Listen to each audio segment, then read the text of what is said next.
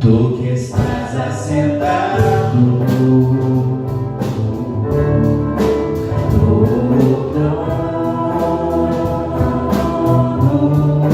sempre reinando, soberano.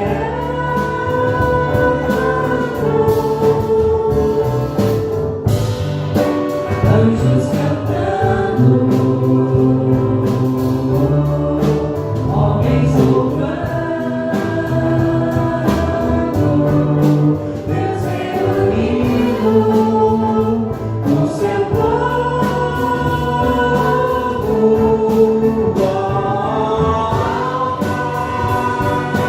Congregar Cristo, Filho, ó vem, ó vem, ó vem, Senhor Jesus. Ansioso espero a sua volta,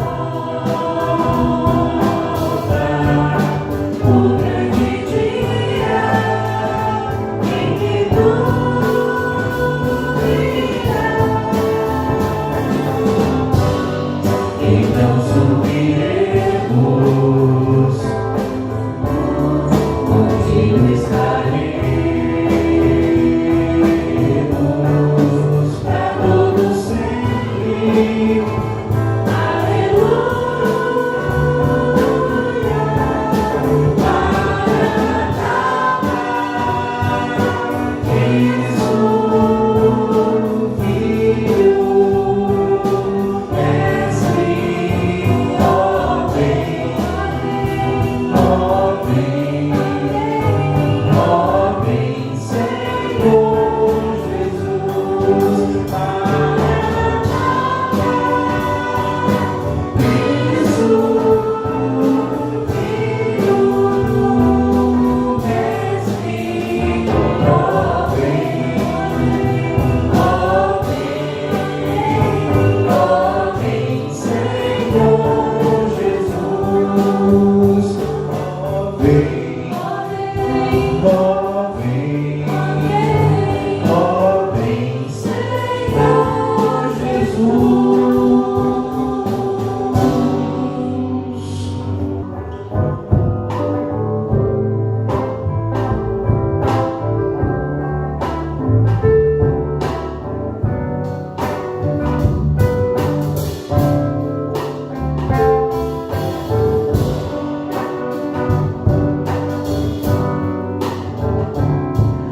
Cada vez que a minha fé provará,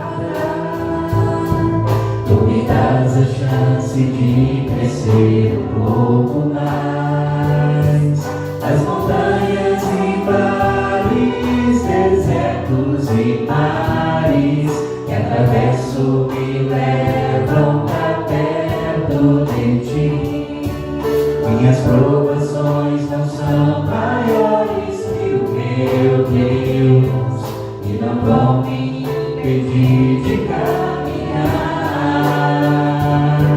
Se diante de mim não se abrir o mar, Deus vai me fazer andar por sobre as águas, rompendo em pé.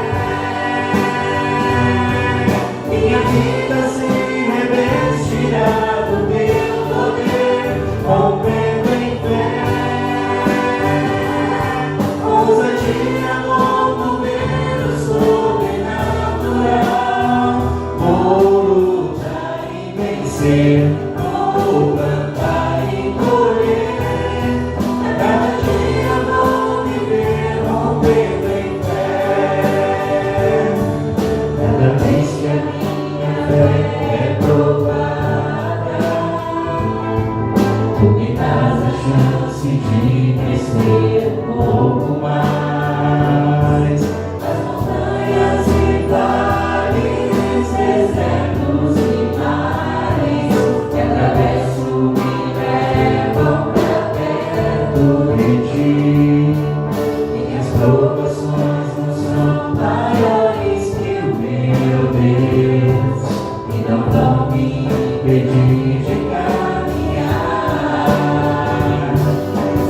diante de mim. Não se abrir o mar, Deus vai me fazer andar por sobre as águas, rompendo em fé. Minha vida se revestirá do teu poder, rompendo em fé. Ousadia, amor, momento sobrenatural. Vou lutar e vencer, vou plantar e colher. A cada dia vou viver, rompendo em fé, rompendo em fé. Minha vida se revestirá do teu poder, rompendo em fé. Ousadia, amor, momento sobrenatural. Vou lutar e vencer, vou plantar e colher. A cada dia vou viver, rompendo em fé. A cada dia vou viver, rompendo em fé.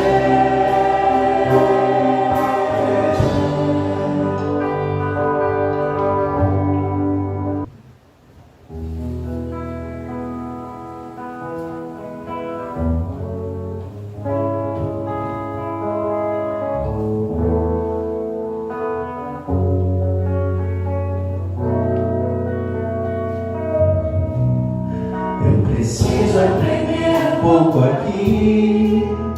Eu preciso aprender um pouco ali.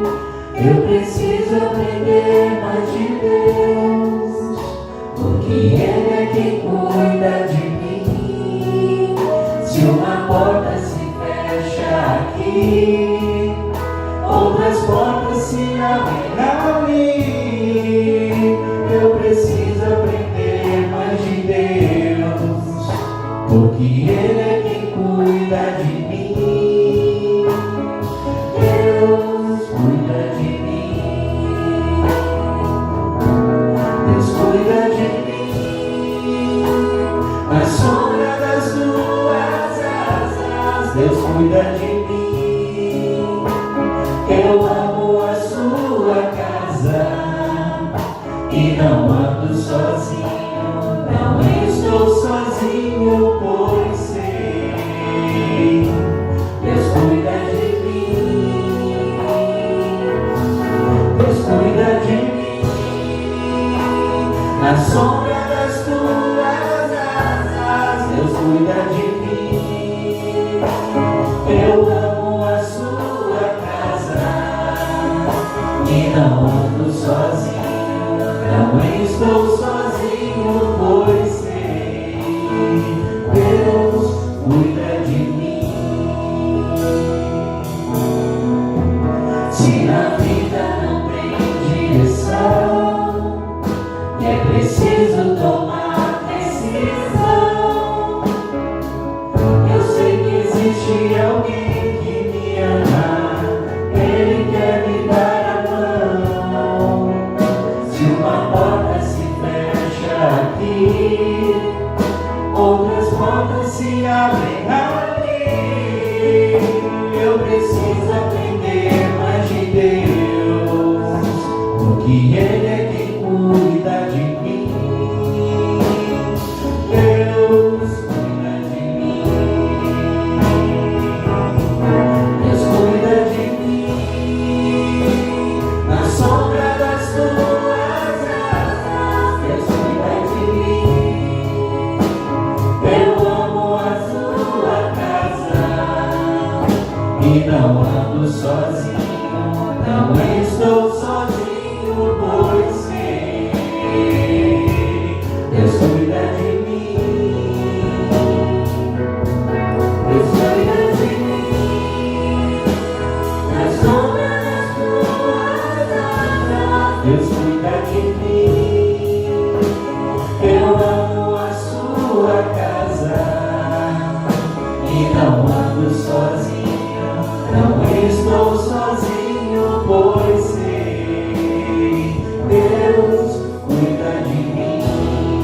suas vozes. Deus cuida de mim, na sombra das tuas asas. Deus cuida de mim, eu amo a sua casa e não ando sozinho, não estou sozinho, pois sei, Deus cuida de mim.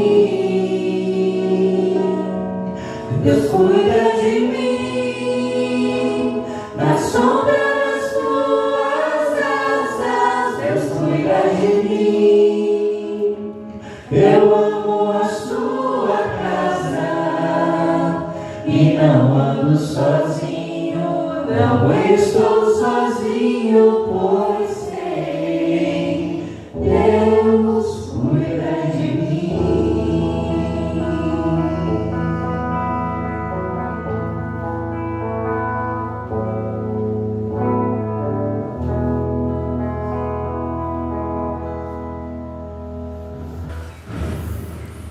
Bom estarmos na tua casa, ó Deus, te louvando, te bendizendo, Senhor, adorando o teu nome, confiantes nas tuas promessas, naquilo que virá, Senhor.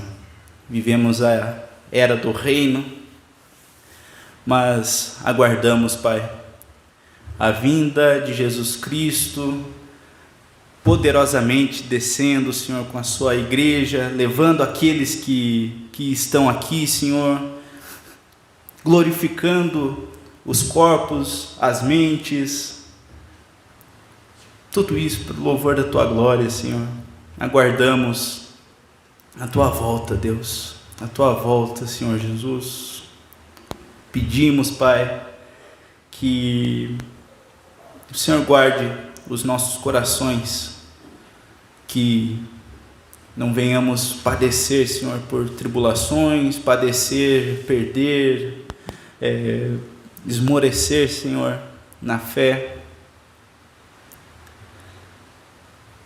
Mas pedimos a tua proteção, o teu cuidado sempre, Senhor. Nós somos frágeis, mas, como diria Paulo, vasos de barro que carregam um tesouro inestimável, Senhor. A mensagem da cruz, a mensagem do Evangelho. E é dessa mensagem que devemos lembrar, Senhor, todos os dias, até que esse grande dia, o dia que todas as coisas se consumarão, Senhor, e viveremos em novo céu e nova terra. Aguardamos por esse dia, Senhor. Em nome de Jesus eu oro, peço a bênção, o derramar do teu Espírito, Senhor, em nossas vidas, no culto dessa noite, Senhor, em nome de Jesus. Amém.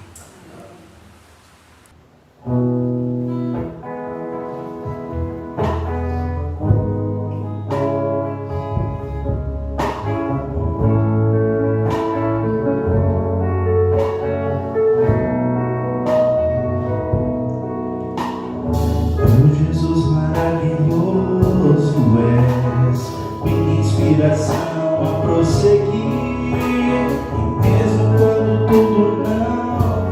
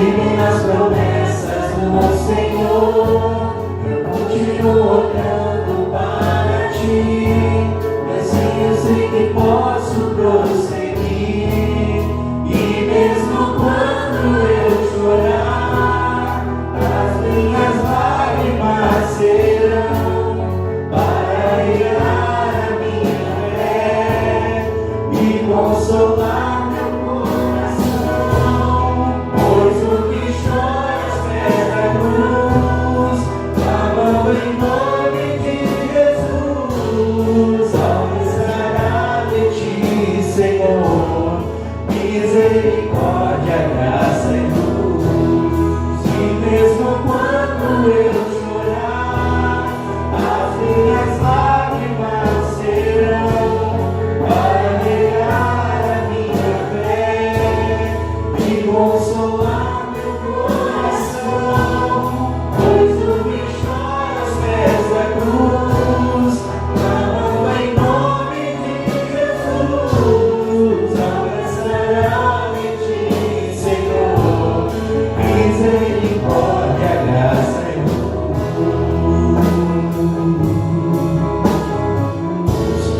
Misericórdia, graça e luz.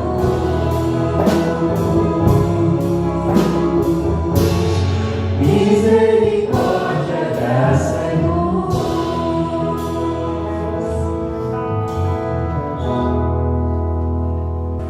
Fernanda pode fazer uma oração, mais uma oração nesse momento. Senhor Deus, meu Pai, obrigado por mais um dia aqui, obrigado por mais esse domingo, Pai. Peço que o Senhor esteja abençoando essa noite, abençoando as famílias aqui representadas, meu Pai. Que o Senhor esteja aguardando aqueles que ainda estão chegando, meu Pai. Que abençoe essa noite, que abra os nossos corações para ouvir da Tua palavra, meu Pai, e aprender um pouco mais de Ti, meu Deus. É isso que pedimos, meu Pai. Amém. Amém, Jesus.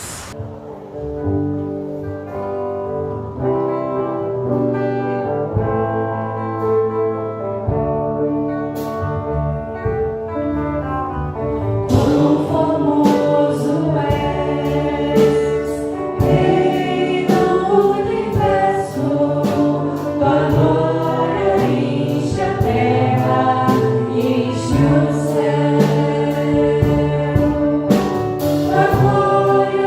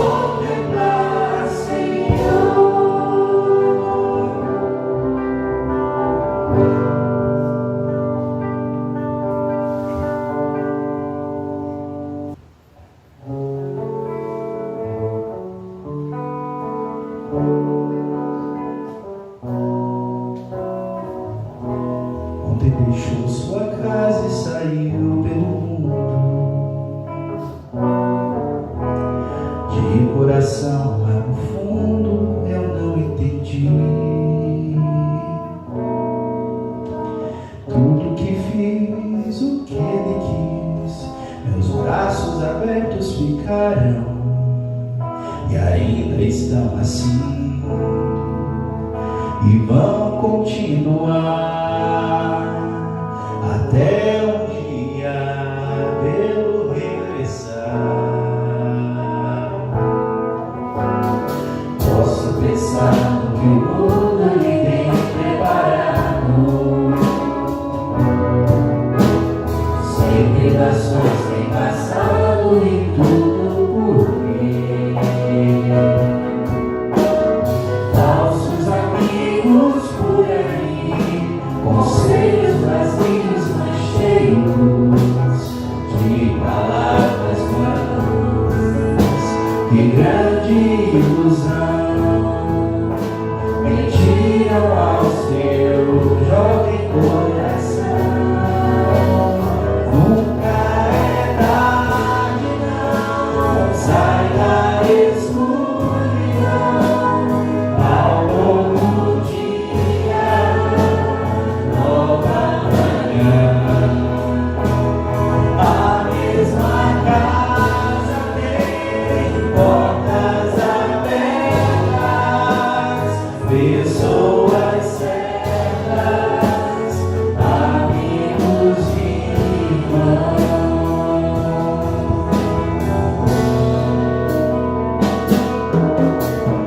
Parece sonho, mas nem a distância me engana. O coração de quem ama não pode esquecer. Nossos fracos tropeções, seus olhos que brilham e choram. Ai, eu sei que errei, mas vim para acertar. Permita-me de novo aqui ficar.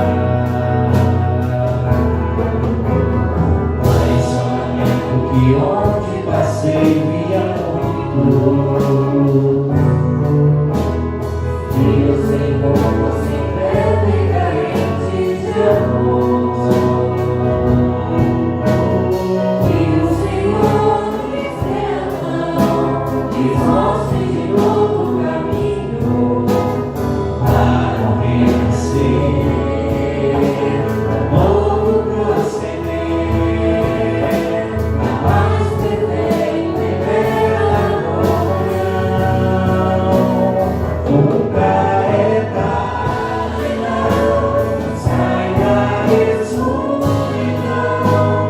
Ao novo dia, nova manhã. A mesma casa tem portas abertas, pessoas certas, amigos e irmãos. Nunca é tarde, não sai da escuridão. Ao novo dia, nova manhã.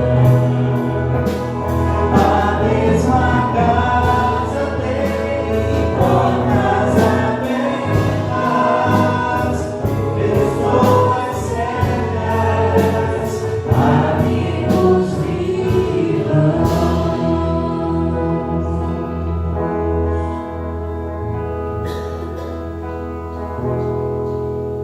Amém. Convido o pastor Ismael, podemos nos assentar. Boa noite, boa tarde, né? Não sei, estamos finalzinho da tarde, né? 6h30 agora. Louvamos a Deus pela oportunidade, né, de estarmos na casa do Senhor. Os irmãos percebem, não estou muito bem, né? Um pouquinho de gripe. Muito bem, eu vou convidar os irmãos que abram as suas Bíblias.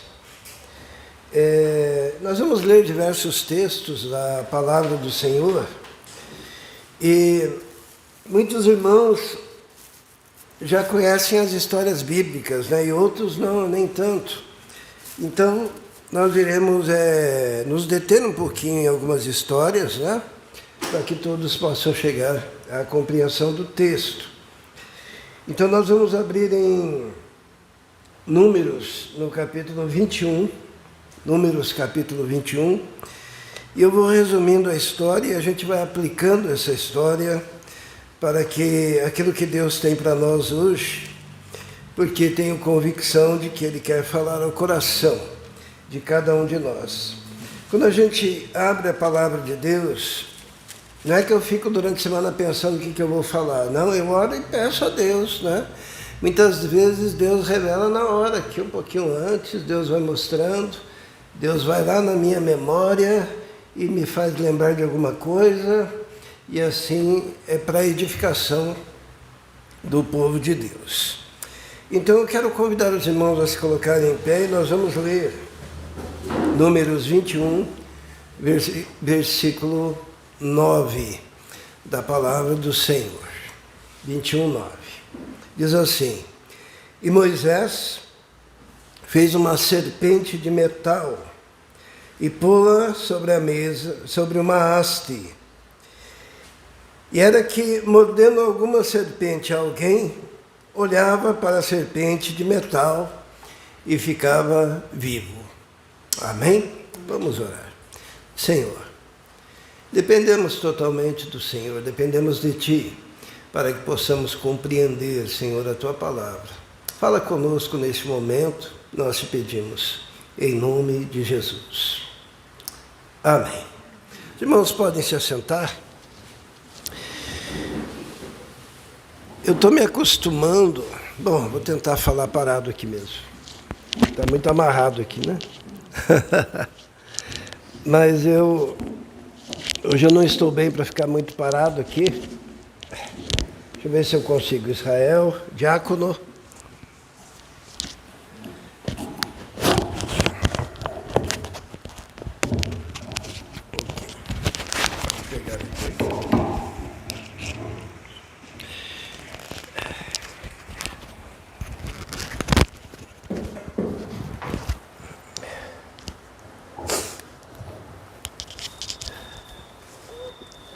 Eu tenho sido convidado para pregar em alguns lugares e eu acabei me adaptando a não ficar parado ali atrás do púlpito, procurar conversar um pouquinho mais de perto com os irmãos. Mesmo que a Marilda fique brava, mas mais importante que a filmagem é o culto, certo? Amém? Se eu não aparecer, que apareça a voz, não tem problema nenhum. Mas então, irmãos, esse texto da palavra de Deus, para os irmãos que não conhecem, é que alguns, lá quando eles estavam pelo deserto, o povo de Deus, naquela peregrinação para ir para a terra prometida, alguns começaram a murmurar. Olha o que diz ali, no versículo 5. Vamos ver? Diz assim: E o povo falou contra Deus e contra Moisés: Por que nos fizestes subir do Egito para que morrêssemos nesse deserto? Pois aqui nem pão nem água há, e a nossa alma tem fastio desse pão tão vil. Sabe o que é fastio? Nojo, Enfastiado. Sabe quando a pessoa está enfastiada? Os antigos falam, enfastiado. Não consegue nem ver. E sabe qual que era o pão? Era o maná, Eles estavam lá indignados com a liderança, indignados com Moisés, indignados com Deus, por causa daquele maná, por causa daquela situação de deserto, sabe? Aquele problema que a pessoa não consegue entender o processo, Primeiro tem que sair do Egito, depois tem que ir pelo deserto, para depois chegar na terra prometida. Isso é um processo. Quando você não entende o processo, você quer chegar na empresa e você quer ser o gerente, não é isso? Ou o proprietário, Mas você não quer começar lá como office boy, depois ir galgando, porque você não entende o processo. Você acha que Deus tem a obrigação de te colocar lá naquele patamar. E o povo resmungou. E Deus, indignado, diz no versículo 6, mandou entre o povo serpentes ardentes que morderam o povo, e morreu muito povo, né? Então o acampamento cheio de serpentes, e elas mordiam o povo, picavam o povo, e morreu muita gente. E eles então reconheceram daí a situação de pecado, clamaram, disseram: havemos pecado. E Moisés então, orientado por Deus, versículo 8, e disse o Senhor a Moisés: faze uma serpente ardente, põe-na sobre uma haste, e será que viverá todo mordido que olhar para ela. E Moisés fez uma serpente de metal, colocou na haste, ergueu a serpente de metal, e todo mundo que olhava para a serpente não morria. Era uma serpente de bronze. Então nós encontramos aqui um método que Deus usou, sabe? Deus usou uma maneira de fazer. Hoje nós vivemos a era dos métodos, né? Eu gosto de chamar de enlatados, né? Enlatados. Por exemplo, a gente traz muitos métodos enlatados. Da onde? Dos Estados Unidos, da Europa e tal. Algo que deu certo num lugar distante, né? Uma serpente de bronze que de repente deu certo. Mas o problema maior é quando no nosso pragmatismo a gente imagina que tudo que deu certo para o outro dá certo para nós. E tudo que deu certo para o outro é revelação para nós, né? E de repente, lembra do G12, né? Eu tinha uma irritação daquele G12, porque todo mundo que me encontrava dizia assim: pastor, o pastor está na visão. Que visão? Na visão dos 12. Eu falava lá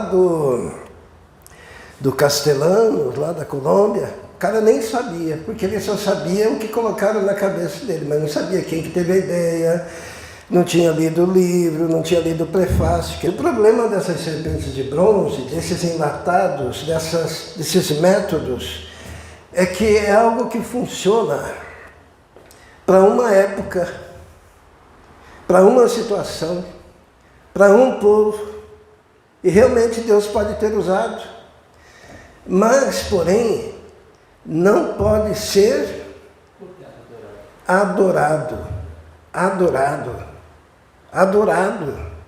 porque foram adorados, e assim também foram adorados os líderes que planejaram essas coisas. Rick Warren é adorado com o seu método, que é mais um enlatado americano, que é a Igreja com Propósito, né?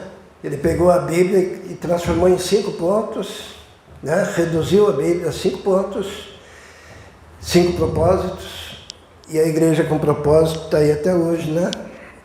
E hoje em dia lá nos Estados Unidos é um escárnio, né? Porque aceita tudo aquilo que Jesus não aceita dentro da igreja. E daí vai um bando de gente para lá e acham maravilhoso e tal. Mas são métodos que Deus usa aqui. No caso das serpentes, Deus usa um método. Pega, faz uma serpente de bronze, coloca numa haste, ergue a haste. Quem olhar para a serpente será curado. Foi para aquele momento. Mas se nós abrirmos lá em 2 Reis, no capítulo 18, vamos abrir lá. Em 2º livro dos Reis, no capítulo 18, no versículo 4, o rei Ezequias, ele pega um período de muita apostasia, né? E altares construídos para tudo quanto é lado. E ele promove uma restauração. E diz a palavra de Deus no capítulo 18, 2 Reis, capítulo 18, versículo 4, diz assim, ó: e tirou os altos, quebrou as estátuas, e deitou abaixo os bosques, e fez em pedaços a serpente de metal que Moisés fizera, porquanto até aquele dia os filhos de Israel lhe queimavam incenso, e lhe chamavam Neustã. Olha só, algo que lá no livro de Números, não é? E olha quantos séculos se passaram. E o povo estava fazendo o quê? Adorando, queimando incenso, a serpente de bronze. E ela é chamada aqui de uma forma engraçada, né? Porque ela é chamada de Neustã. Sabe o que é Neustã? Neustã, se a gente fosse traduzir para o português, é aquela coisa de bronze. Né? Então tinha no meio do povo de Deus aquela coisa que estava lá, de bronze. Entenderam? E o povo queimava incenso aquela coisa, até que o rei Ezequias, ele pega e faz em pedaços aquilo lá, destrói aquilo lá. Porque aquilo teve a sua serventia lá no deserto. Mas para esse momento que ele estava vivendo ali, já não tinha. No Novo Testamento serve como símbolo, assim como Moisés ergueu a serpente de bronze no deserto, assim importa que o Filho do Homem seja levantado e todo aquele que olhar para ele será salvo. Está lá em João, capítulo 3. Mas é o símbolo. Agora, ninguém deve adorar o método, sabe? E me parece que no presente século, por que se adoram métodos? Por quê?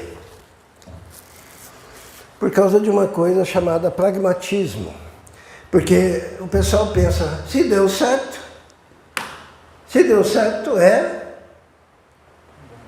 é bom. Se deu certo, é bom. Não é isso? Não é bom.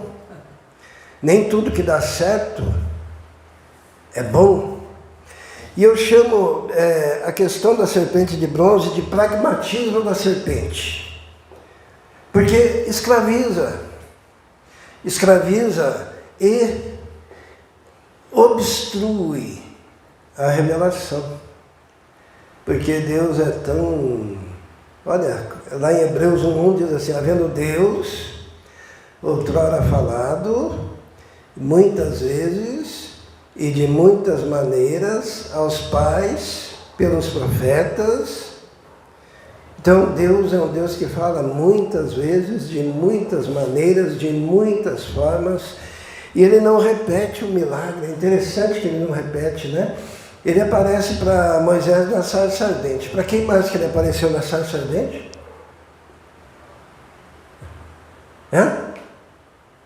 Para ninguém. Porque ele não é que nem a gente. A gente não tem muita criatividade. E daí Deus faz de um jeito, e depois Ele faz de outro jeito, depois Ele faz de outro jeito, e depois Ele faz de outro jeito. E quando que vai acabar as maneiras como Deus pode se revelar? Por quê? Porque Ele é infinito, perfeito, todo-poderoso.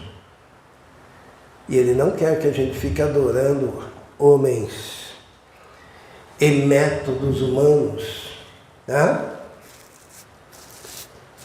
Qual foi o método que Jesus deixou para os discípulos?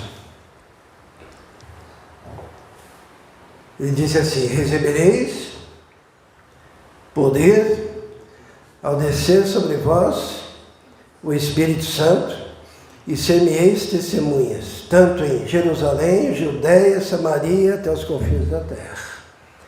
O método é o testemunho. Por isso que é de 2 em 2, né, que ele fala lá, porque a palavra de 2 é verdadeira, segundo o costume hebraico. Quando tiver 2 testemunhas, escute. Assim que eles diziam. Eu chamo isso de o pragmatismo da serpente. Às vezes nós estamos envolvidos no pragmatismo da serpente. Pragmatismo do método, e começamos a adorar métodos, e adorar métodos, e adorar métodos, e adorar métodos, até que chegue alguém que tenha que arrebentar aquela coisa, que nem diz o rei, né?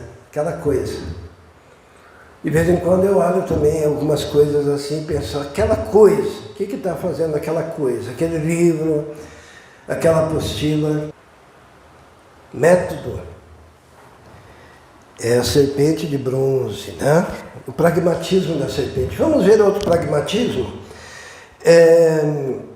Nós vamos abrir agora no segundo livro de Reis, no capítulo 16. Segundo Reis, no capítulo 16.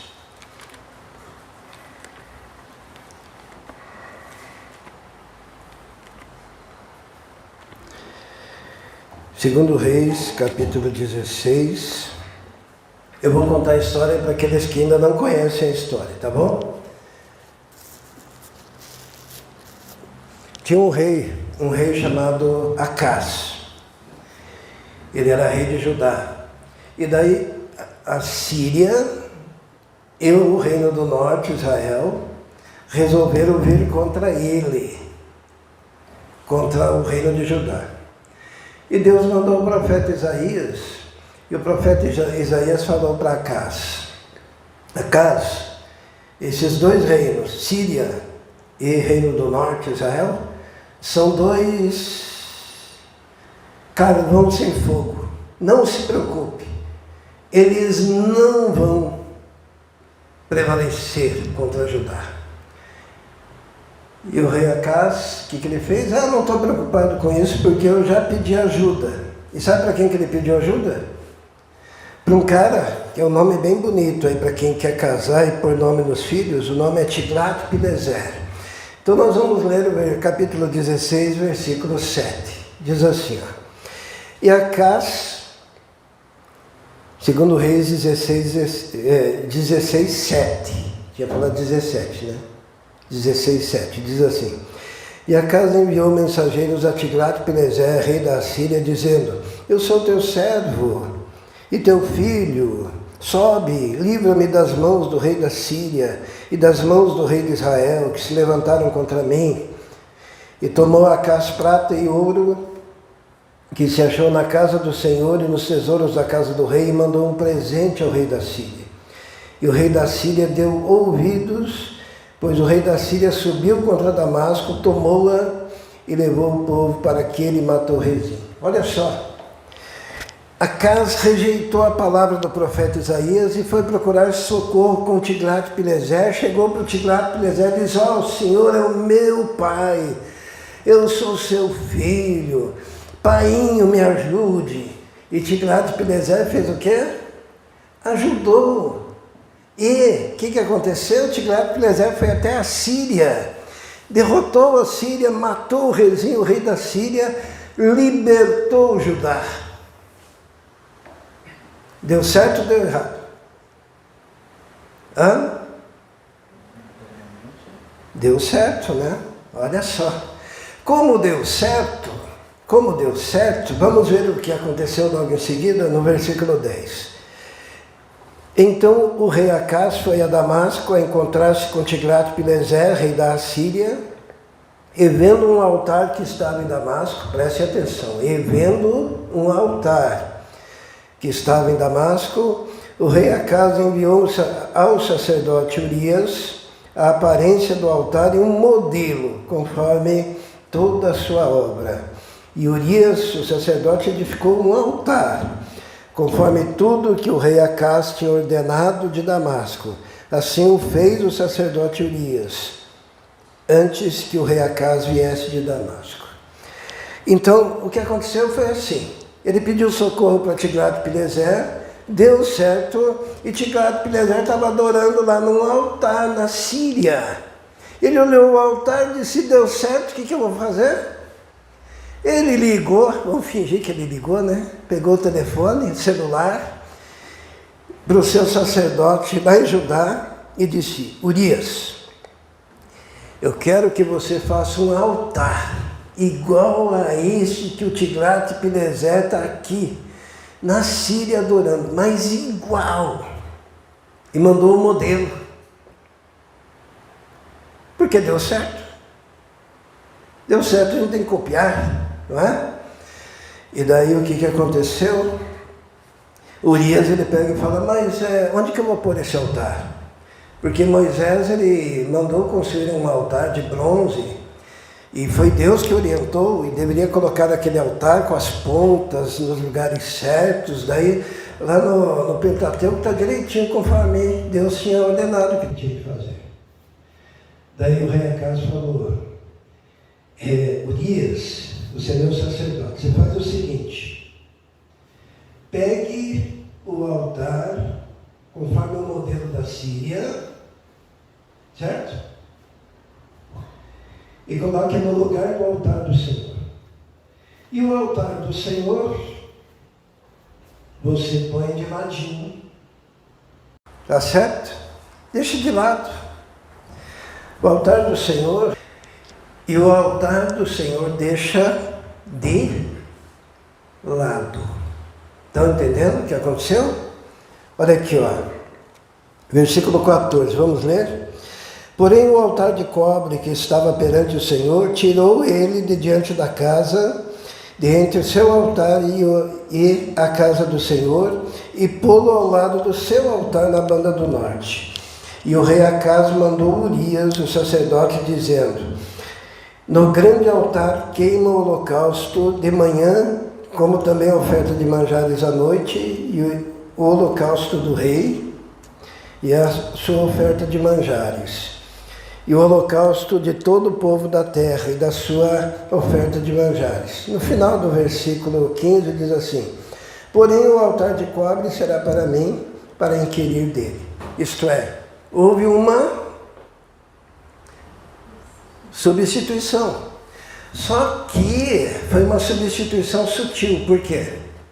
Porque tirou o altar do Senhor, colocou o altar igual ao modelo que ele encontrou lá na Síria, e o altar principal tornou-se aquele altar copiado, lá onde os deuses da Síria eram cultuados. Eu chamo disso de pragmatismo do altar, né? Porque é fazer do jeito que Deus mandou, se deu certo do jeito que Deus não mandou. E é altar do mesmo jeito. E para que ninguém desconfie, eu mantenho o altar velho do Senhor do lado. De vez em quando a gente usa ele. Mas o altar principal é aquele da Síria, porque deu certo com Tiglat-Pileser e nos libertou da Síria e do Reino do Norte. É o pragmatismo do altar. Se deu certo, a gente faz, né? Por exemplo, recentemente está dando certo transformar a área de culto em festa de Halloween. Mas como o altar principal logicamente são esses modismos, mas o secundário tem que estar lá. Então o pastor vai lá, dá uma palavra, né? Não prega, dá uma palavra, né? Que é o pragmatismo do altar. Porque funciona, né? Como que é mais fácil para trazer gente para dentro da igreja? Falando e pregando a palavra de Deus ou fazendo um show de motoqueiro, um show de luta livre com um púlpito de prancha de surf? Hã?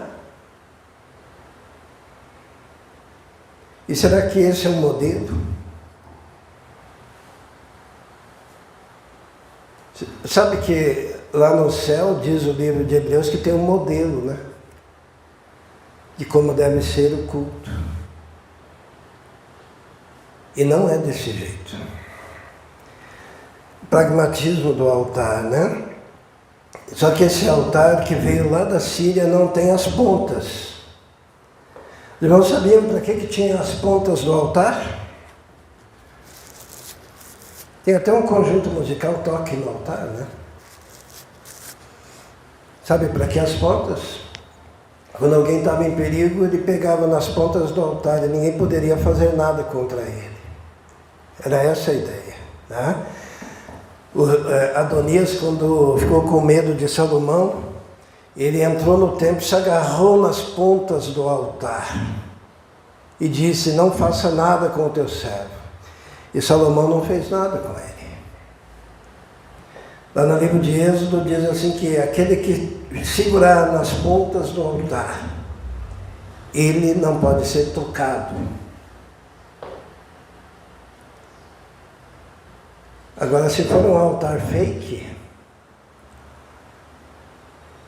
como o altar de Acás, que era um altar de bronze, daí não tem efeito, não tem efeito nenhum. É o pragmatismo do altar. Então, o pragmatismo da serpente é um método, deu certo, faremos. Pragmatismo do altar funcionou, a gente importa de outro país e traz para o nosso. E telefona lá para o sacerdote para fazer igualzinho, para que assim, então, dê certo. Agora, tem outros tipos de pragmatismos na Bíblia, por exemplo, pragmatismo do poder e resultados. Vamos ver em Atos 19, Atos capítulo 19, a partir do versículo 13.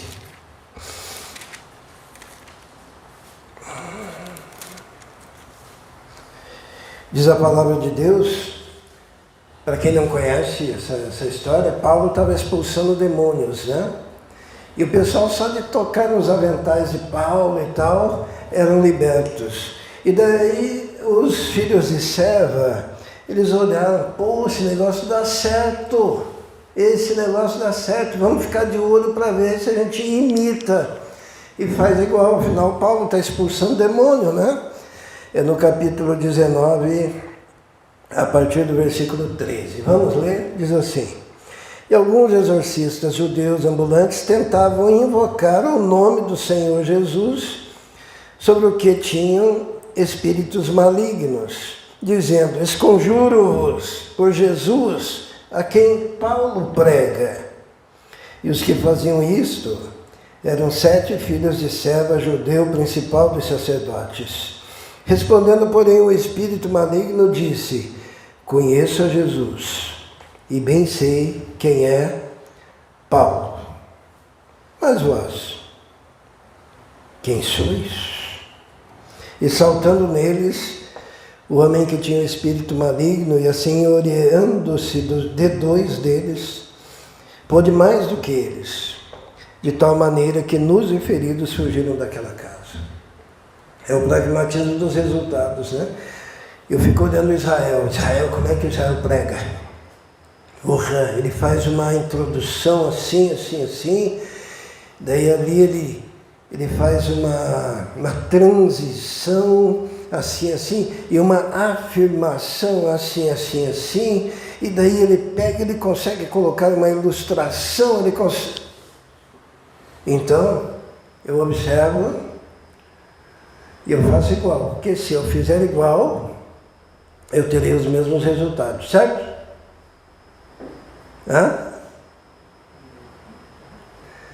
Fosse assim, é só ficar imitando o Billy Graham, né? Tem gente que imita, né, o Billy Graham. Ficar imitando aí o Jimmy Swaggart, ficar imitando...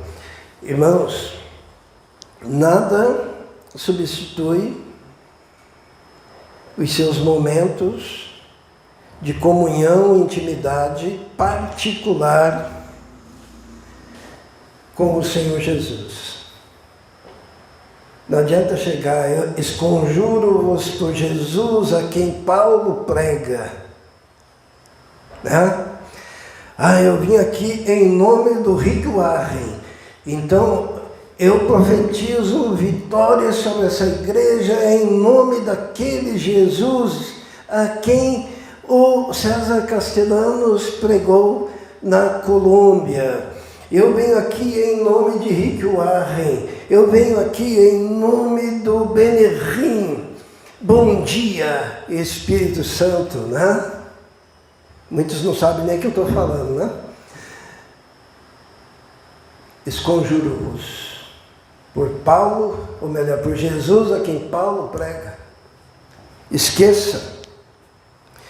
Se você não tiver a sua caminhada com Deus, se você não tiver os seus anos de leitura bíblica, se você não tiver os seus anos de estudo diante do Senhor, se você não tiver os joelhos calejados de ficar na presença do Senhor, se você não tiver aqueles momentos de chorar na presença do Senhor, de clamar ao Senhor no particular, se você não tiver aquela experiência de sentir-se solitário, sozinho e ter a experiência do acolhimento de Deus naquele momento que você mais precisava, se você não construir a musculatura da fé na sua experiência particular e pessoal, você pode ser macaco de qualquer um. Pode ser até um macaco credenciado.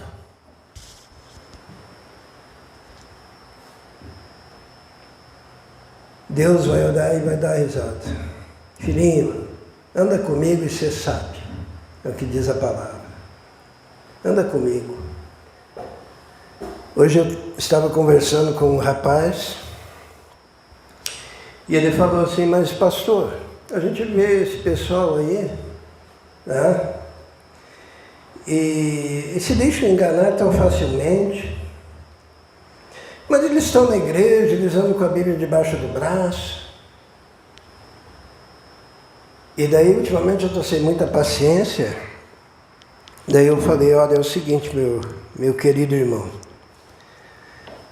Você pode andar com a Bíblia debaixo do braço. Você pode recitar versículos bíblicos. Você pode fazer parte de um grupo. Você pode imitar qualquer pessoa no mundo, né? Mas imite gente boa. Se for imitar, imite o Wesley, imite o Whitfield, né? Imite o Jonathan Eduardo. Agora vai imitar Rick Warren, pelo amor de Deus, né? Você pode fazer tudo isso. Mas se não tiver borogodó, ele me olhou assim, borogodó. Tem que ter borogodó. O que é o borogodó? Borogodó é a experiência pessoal. Experiência de conversão. Intransmissível. Não pega por linhagem familiar. Não pega que nem catapora. Tá? É experiência de como é que a gente fala assim? É uma experiência primeiro, tem que ser você com Deus. Intransmissível. De outra forma. Você transmite a palavra, você prega. Mas o coração transformado, regenerado, o novo nascimento, o selo do Espírito Santo, o boom para acordar para a vida espiritual e a percepção da palavra, isso faz parte de uma experiência única, que cada um tem que ser a sua, tem que ter a sua. Filho de peixe não é peixinho. Pragmatismo do poder, né? Lembram? Os irmãos veem isso todo dia na TV, né? Ou na internet. Faz a fila, põe a mão na cabeça e o cara cai, né? Não é isso? E daí tem os três lá atrás para segurar, não é isso? Ou sopra e cai. Eu vou dizer uma coisa para os irmãos. Sabia que isso daí pode ter acontecido, de fato, em um momento específico? Só que daí vieram os macacos, né? O que estraga são os macacos, os imitadores. Daí forçam a barra. Minha mãe foi numa igreja e queria empurrar ela, né? Pegavam ela, queriam dar uma rasteira para ela cair. Ela foi ver como é que era, faz tempo. Os macacos. Esconjuro-vos por Jesus, a quem Paulo prega. É o pragmatismo do poder de resultados. E finalmente, irmãos, o pior tipo de pragmatismo que eu encontro é o pragmatismo da igreja invisível. Para quem não entende o que significa isso, existe a igreja local, né? Pessoal reunido em nome de Jesus, e existe a igreja universal, não a do Reino de Deus, que é a igreja de todos os santos, de todas as épocas, e essa igreja universal ela é invisível. Por quê? Porque a igreja é daqueles que já foram para a eternidade, daqueles que não se reúnem, daqueles que... né? E o pragmatismo da igreja invisível é o seguinte, é quando a pessoa diz assim, eu não faço parte de igreja local. Por quê? Porque o pastor tem defeito, o diácono tem defeito, os irmãos têm defeito, todo mundo tem defeito. Eu sou da igreja invisível. Sabe o que João fala? Que é impossível alguém dizer que ama a Deus, que não vê, se não consegue suportar o irmão que você vê. E o milagre da igreja local é que todos nós temos defeitos aqui. Quem não tem defeito aqui, levanta a mão. Letícia, quem mais? Hã? Todos nós temos.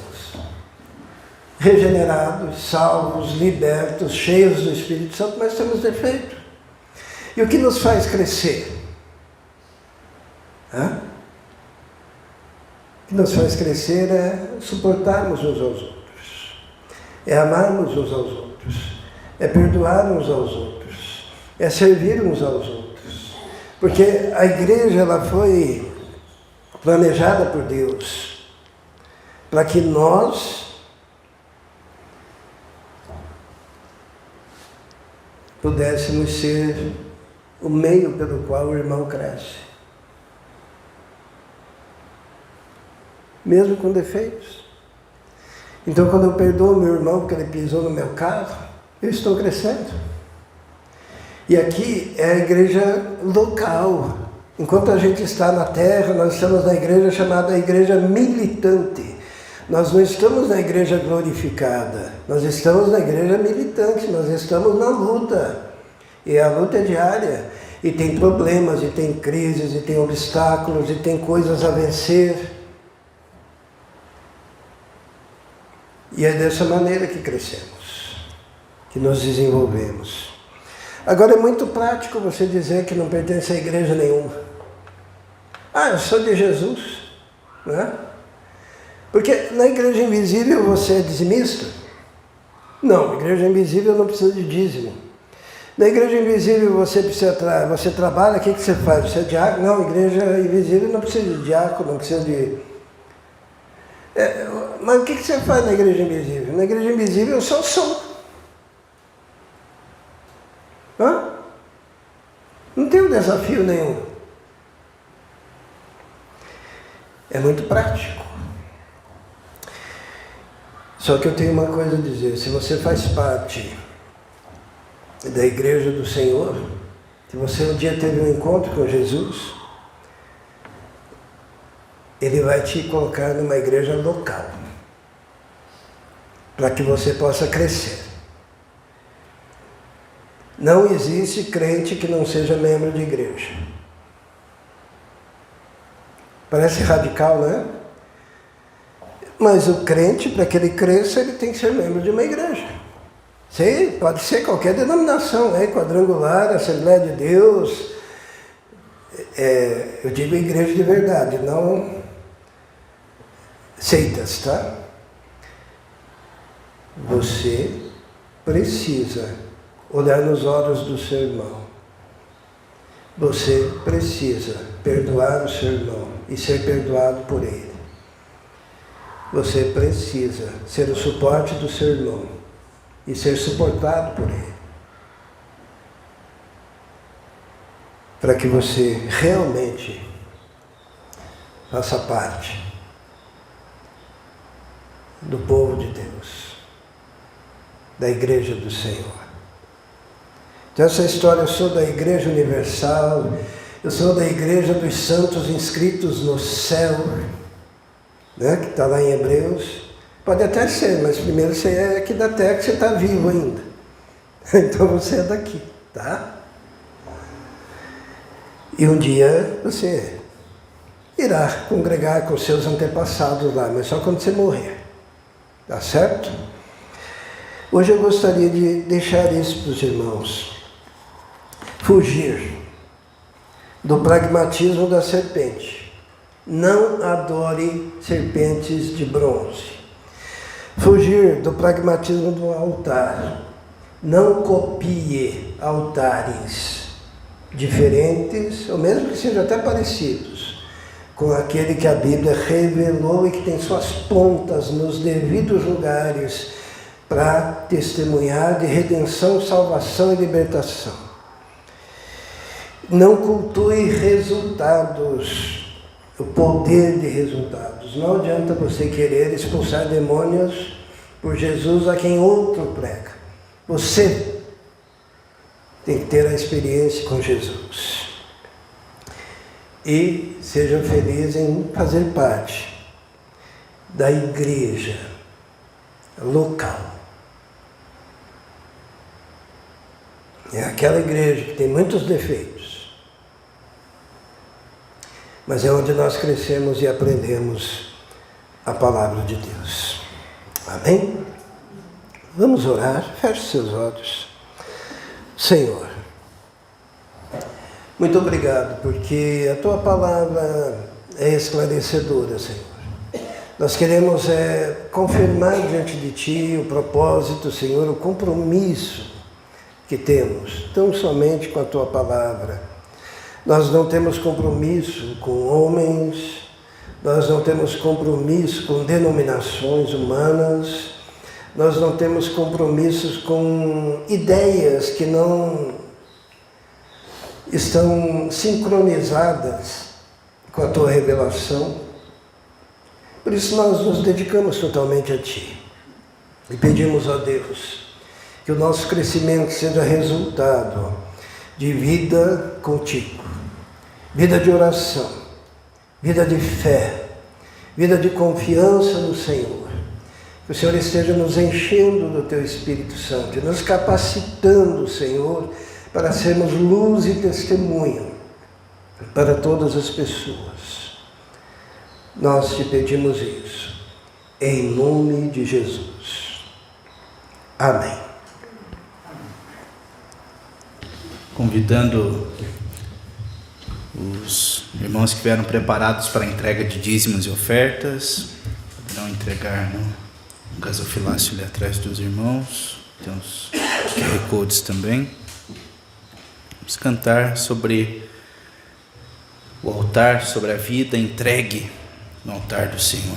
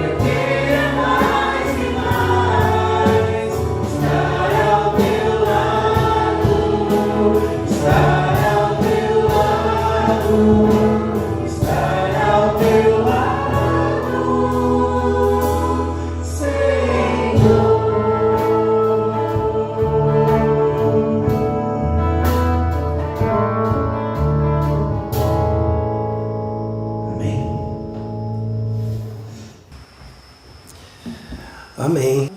Vamos nos colocar em pé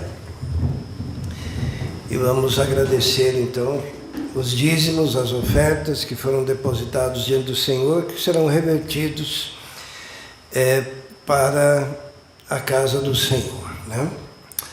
Senhor nosso Deus, muito obrigado porque podemos fazer parte da Tua casa, do Teu reino, e temos o privilégio, Senhor, de podermos colocar as nossas forças para glorificarmos o Teu nome através do nosso suor, da nossa ação, do mover das nossas mãos, ó Deus.